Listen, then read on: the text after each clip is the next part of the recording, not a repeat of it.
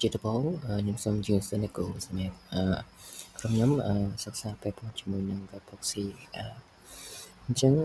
ជាចំណុចបន្ទាប់នេះយើងនិយាយពីក្រុមរបស់ខ្ញុំមានខ្ញុំហើយកញ្ញាទី2ពាក់ព័ន្ធនឹងសុកនេះហើយគាត់នឹង present ពាក់ព័ន្ធជាមួយនឹងបច្ចេកនៅក្នុងការ develop នឹងហើយទី3បងមានបងចម្រើនសម្រាប់គាត់នឹងគាត់ discuss រឿងការងារនឹងជាមួយនឹង team គ្នាដែរបងអូខេចំណុចបន្ទាប់យើងនិយាយពី introduction អញ្ចឹងសម្រាប់ introduction proxy គឺជាទម្រង់នៃសកម្មភាពមួយដែល user ហ្នឹងអាច forward នៅទម្រង់នៃការ request ពី client ហ្នឹងទៅ destination ដែល access នៅ internet ទាំងអស់ហ្នឹងហើយនៅក្នុងហ្នឹងក៏ function វាដែលជា abstract នៃ client គាត់អាច access direct ទៅកាន់ internet ដោយមានទម្រង់ជា traffic នៃខ្លួនឯងហ្នឹងហើយសម្រាប់ web proxy គឺជា application layer មួយនៅក្នុង OSI នៃ network របស់យើងហើយដែលយើងអាចនិយាយបានថាវាជា web traffic នៃ HTTP ឬក៏ HTTPS អញ្ចឹងនៅពេលដែលមាន browser គាត់ចាប់ផ្ដើម send ការ request នៅក្នុង website ឬក៏ web page នៃ browser របស់យើងហ្នឹងអញ្ចឹង proxy អាចទទួលបាននៅ information ឬក៏ IP ដែលការ access ហ្នឹងមានទម្រង់បែបណាមានទម្រង់ជាទម្រង់ access នៃ website ឬក៏វាជាការ access នៃ API ដែល header ឬក៏ព័ត៌មានផ្សេងៗឬក៏ជាទម្រង់ image អញ្ចឹងនៅពេលដែលទីមកវិញនៅពេលដែលគាត់ request ហ្នឹងគឺគាត់មានការ access ហ្នឹងវាជាទម្រង់ IP ហ្នឹងឯងប៉ុន្តែ proxy ហ្នឹងនឹងទៅ rebuild ឬក៏ generate នៅ IP ថ្មីដើម្បី access ទៅកាន់destination ហ្នឹងដើម្បីកុំឲ្យគេស្គាល់នៅ client របស់យើងដែល IP basic IP ឬក៏ public IP ហ្នឹងដែលយើង access ទៅពីដំបូងហ្នឹងអញ្ចឹងបានយើងអាចថាវាជា private នៃ IP មួយថ្មីដែលយើងបាន generate ចេញពីអីដែលយើងបាន create ហ្នឹងដើម្បី send ទៅកាន់ការ request នៃ destination ហើយវា respond back ទៅកាន់ browser យើង direct តាម flow ដែល access ទៅពីដំបូងហ្នឹងអញ្ចឹងចំណុចបន្ទាប់ពាក់ព័ន្ធនឹង assignment goal របស់យើងនឹងជជែកនិយាយពីការពារនៃ simple HTTP web proxy មួយដែលសម្រាប់ assignment របស់យើងនឹងគេតម្រូវឲ្យយើង generate ឬក៏ develop នៅ web បច្ចេកមួយដើម្បីអាចចាប់នៅ IP ដែលបាន access ហើយនឹង generate new IP ហ្នឹងហើយនឹង get response back ព័ត៌មានមកវិញក្នុងរយៈពេលនៃការ access ផ្សេងហើយនៅក្នុងហ្នឹងយើងនឹង handle ជាមួយនឹងការ request នៅក្នុង browser ការ forward វិញពី server ហ្នឹងហើយការ return response បានន័យថា browser ហ្នឹងអាចទាញនៅបានព័ត៌មានអីចេញមកវិញអញ្ចឹងពាក់ព័ន្ធនឹង diagram របស់យើងហ្នឹង represent ចេញពី device មួយ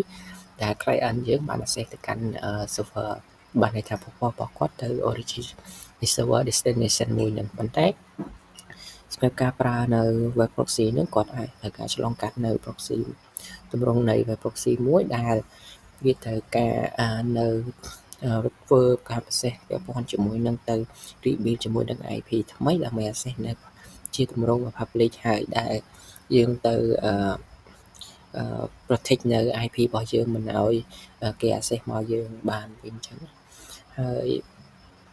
ចំណុចបន្ទាប់យើងនឹងនិយាយពី key feature នៅ implement ហ្នឹងអញ្ចឹងនៅក្នុង slide នេះយើងនឹងនិយាយពីការ develop របស់យើងហ្នឹងមាន feature អីខ្លះដែលយើងនឹង action នៃបច្ចេករបស់យើងហ្នឹងអញ្ចឹងទី1វាពាក់ព័ន្ធនឹង ratio នៃ HTTP request from client បានន័យថានៅពេលដែលយើង implement ឬក៏ run បច្ចេកនេះយើងនឹងមាននៅជា web UI template មួយដើម្បីអាចទទួលបាននៅ UI ដែលបង្ហាញពីការ access នៃ URL ដែរឬក៏ការ access នៅក្នុង web browser របស់យើងនឹងថាយើង access ទៅណាអីខ្លះអញ្ចឹងទី2ពាក់ព័ន្ធនៅពេលដែលយើង access ទៅហ្នឹងយើងនឹង pass ឬក៏ rebuild ទៅ HTTP ថ្មីបានន័យថាវានឹង generate នៅ IP ថ្មីដើម្បី access ទៅកាន់ destination របស់យើងដែលវា keep នៅ IP ចាស់របស់យើងតើ client របស់យើងប្រើ IP អីវានឹង generate មកផ្សេងមួយផ្សេងទៀតដែរមិនឲ្យ client ហ្នឹងអាចដឹងថាយើងមកពី source មួយណាដែរយើងមានទម្រង់ថាយើង private នៃ IP របស់យើងអញ្ចឹងចំណុចទី3ពាក់ព័ន្ធនឹងការ send request ទៅកាន់ origin server ហ្នឹងអញ្ចឹងនៅពេលដែល access ទៅដល់អញ្ចឹងយើងមានតើយើងអាចទទួលបាននៅព័ត៌មាន accept នៅ target ដែលយើងចង់បានទៅដល់ឬក៏អត់ក្នុងករណីដែលយើងអត់អាចaccess ទៅដល់ទេអញ្ចឹងវានឹងមានទម្រង់បែបណាដែលយើងនឹង respond នៅក្នុងបច្ចេកដែលយើង implement ហ្នឹងអញ្ចឹងទី4ពាក់ព័ន្ធជាមួយនឹង forward server response client ហ្នឹងអញ្ចឹងនៅពេលដែល access ទៅដល់ destination ឬក៏ origin នៃ server ហ្នឹងអញ្ចឹងនៅពេលដែល access ទៅដល់មានទម្រង់ថាវាជា website access បានហើយអញ្ចឹងវានឹង respond back មកកាន់ client របស់យើងវិញដែល go ទៅតាមscenario ដែលយើងលើកឡើងមុនហ្នឹងអញ្ចឹងវាអាចចំណុចបន្ទាប់ចុងក្រោយហ្នឹងមាននៅពេលដែលយើង access ទៅកាន់ different browser បានន័យថានៅយើងអាច example ជាមួយនឹងbrowser ផ្សេងឧទាហរណ៍ថា browser Chrome ឬក៏យើងប្រើជាមួយនឹង Firefox ជាដើមហ្នឹងចំណុចបន្ទាប់យើងនិយាយពី tool ជាមួយនឹង technology use ហ្នឹងយើងប្រើ Python ហើយជាមួយនឹង library របស់យើងប្រើ WebSocket ដើម្បីប្រើនៅការ access real time របស់យើងនៅក្នុង web browser ហ្នឹង attach ផ្សេងអញ្ចឹងចំណុច browser ដែលយើង test on ហ្នឹងយើងប្រើ Chrome ជាមួយនឹង Firefox ដើម្បី make action ថាយើងទទួលបាននៅការ access ជាមួយនឹង proxy និង access ទៅកាន់ destination នៃ server ហ្នឹងបែបណាចំណុចបន្ទាប់នេះយើងនឹងជជែក detail ជាមួយនឹងបច្ចេកដែលយើងបាន implement បានជម្រាបសួរអ្នកគ្រូខ្ញុំឈ្មោះសុកលីនហើយបន្ទាប់ពីបញ្ញាបានបង្ហាញពី key feature នៃជំនួយរបស់យើងហើយអញ្ចឹងខ្ញុំរៀបមកទៅលើបច្ចេករបស់យើងហើយបច្ចេករបស់យើងគឺមានតទៅនឹងប្រើទៅទៅ web socket ដើម្បីជំនួយ real time ទៅលើ dashboard របស់យើងហើយ web socket របស់យើងគឺប្រើទៅលើ port 9091ហើយនឹងបោះមកក្នុង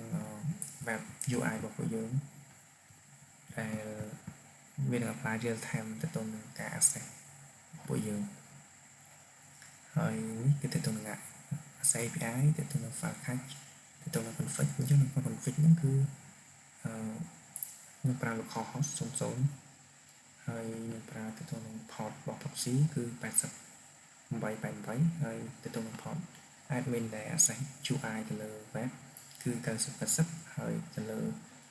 port web socket ប្រើ9091ហើយនៅក្នុងហ្នឹងក៏ខ្ញុំមានទៅទៅនឹងការកំណត់ buffer size ណាហើយបន្តមកខ្ញុំមានទៅទៅនឹងការ blacklist ទៅលើ domain មួយចំនួនដែលយើងអត់ចង់ឲ្យ access ជូនហើយទៅទៅនឹង whitelist ខ្ញុំបើក domain ក៏បិទ domain ទៅតាមដែលយើងចង់បិទបើកហើយបន្តមកទៀតទៅទៅនឹងខ្ញុំជួប core ហើយខ្ញុំចូលទៅទៅនឹង core ចឹងនៅក្នុង core នេះគឺទៅទៅនឹងការ initialize ទៅលើ proxy server ហើយទៅទៅនឹង init នេះគឺការ set up ទៅលើ network គឺហើយទៅទៅនឹង tracker ទៅលើ blacklist ឬក៏ whitelist ដែល domain របស់ពួកយើង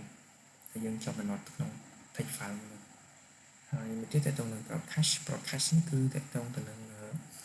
ការ access ទៅ data ទៅលើ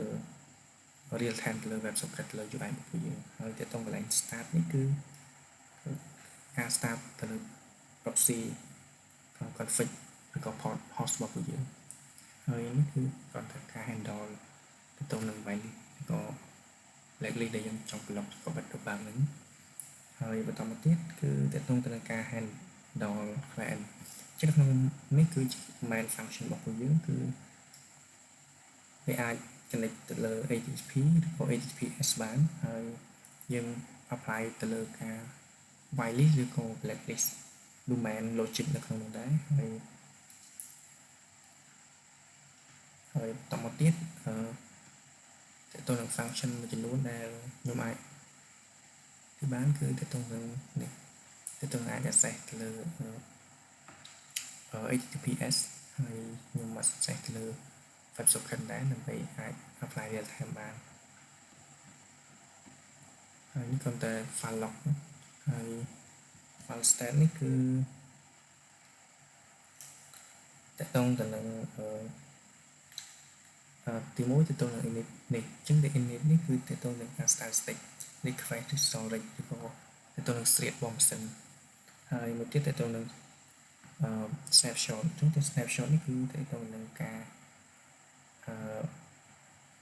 snapshot all state ហ្នឹងហើយគឺប្រើសម្រាប់តកតងនឹង ASA API ដែលយើងនឹងធ្វើបន្តទៀតសារលើកនេះខ្ញុំអត់បាន apply ទៅលើ API នេះអាច access បានតែខ្ញុំ apply real time ទៅលើ dashboard ហើយតកតងទៅនឹងកន្លែង add request នេះគឺជាកន្លែងដែល increase total តកតងទៅនឹង unique request របស់ពួកយើងហើយមានតកតងទៅនឹងការ track ការ update IP តកតង storage ហើយកន្លែងនេះគឺតកតងនឹង catch error ហើយកន្លែងតកតង reset នេះគឺ reset testing ទៅលើ admin ហើយបន្តមកទៀតគឺការ demo អញ្ចឹងក្នុងការ demo ហ្នឹងដំបូងបំផុតគឺយើងទៅ run ក្នុង main អញ្ចឹងក្នុង main នេះខ្ញុំហៅទៅក្នុង port ទៅលើ admin UI របស់យើងហើយបន្តមកទៀតខ្ញុំហៅ run ទៅក្នុង WebSocket អញ្ចឹងពេលដែល run មក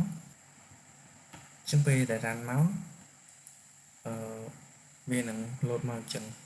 បន្តមកទៀតដើម្បីអាច access cover ទៅ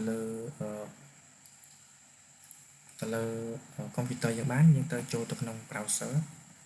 ញ្ចឹងនៅក្នុង browser ហ្នឹងយើងចូលដំបូងមកវាចេះអញ្ចឹងនៅក្នុងហ្នឹងចូលទៅក្នុង network ហើយចុចទៅលើ proxy អញ្ចឹងយើងអាចដាក់local host របស់យើងហើយ port របស់យើងហើយ save អញ្ចឹងនៅក្នុងហ្នឹងគឺ computer នឹងអាច access ទៅលើ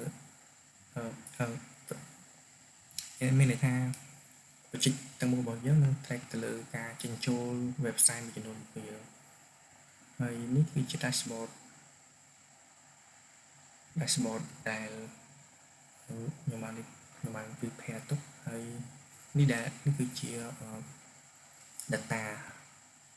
ដែល computer ខ្ញុំពុះបើកដែល computer វា access ទៅលើ domain ឬក៏ API ណាមួយ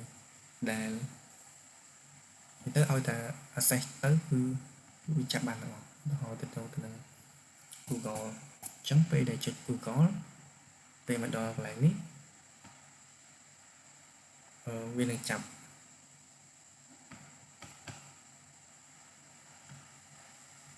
google.com ចាប់ទៅណា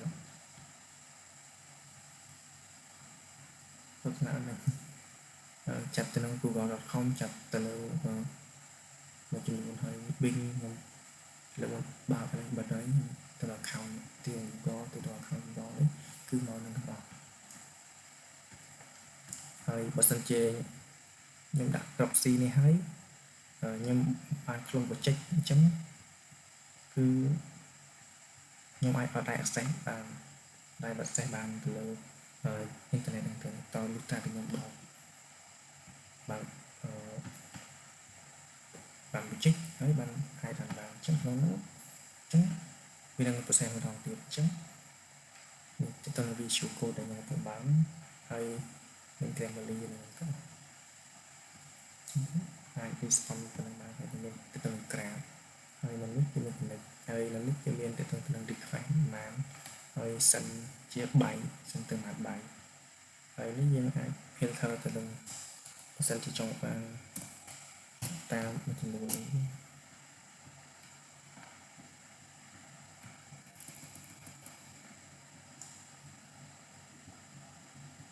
អញ្ចឹងការ demo របស់ពួកយើងគឺបញ្ចប់ទៅនឹងគឺអរគុណច្រើនគ្រូចំណុចបញ្ចប់